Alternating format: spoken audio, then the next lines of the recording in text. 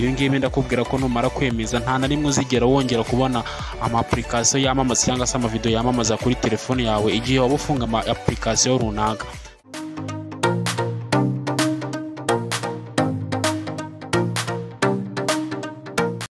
Niyo munsi none ngiye kubwira ibintu wakora muri telefone yawe ku buryo hari igihe usanga muri telefone yawe hariho amagambo yamamaza cyangwa se amavideo yamamaza igihe ufunguye telefone yawe, ndetse bikaba byagutesha no kuba wafungura ibyo ushaka ukaba wakwerekezaho bari kukwereka bitewe n'ibyo bari kwamamaza. Niba unkurikirana kurikira ibintu ngiye kukwereka kugira ngo byibura ubashe kumenya neza uko wabyirinda mu gihe ubonye amavideo cyangwa se ama application agenda yamamaza kuri telefone yawe ahantu hose ufunguye ugasanga ari video yamamaza ariko ntuyishaka.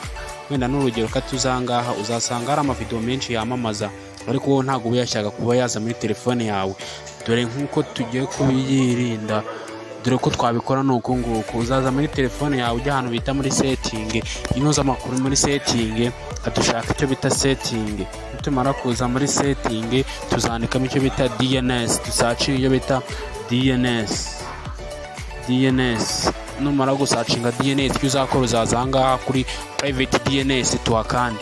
Numara kuhakanda icyo uzakora ni iki, ndagusabye video inkuru cyane 5 kuri 5 kugira ngo ubashe kumenya ibyo ukurikirana ibyo ari byo.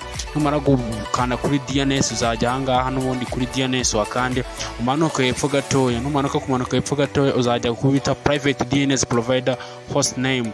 Icyo uzakora ni icyo uzandikamo dns.adgar.com nurangiza wemeze. Ibi ngibi ndakubwira ko numara kwemeza nta na rimwe uzigera wongera kubona ama application yamamaza cyangwa se ama video yamamaza kuri telefone yawe igihe waba ufunga ama application runaka. Ndagushimiye twabanye muri no video, wishimiye ibiganiro byacu kandi subscribe ndetse nibagirwe no gukanda no gufungura akazogera kugira ngo ibiganiro nk'ibi bijye bikugeraho. Please niba wumva ko hari abandi byafasha sharing this video kugira ngo igere kure ifashe n'abandi. Bye bye.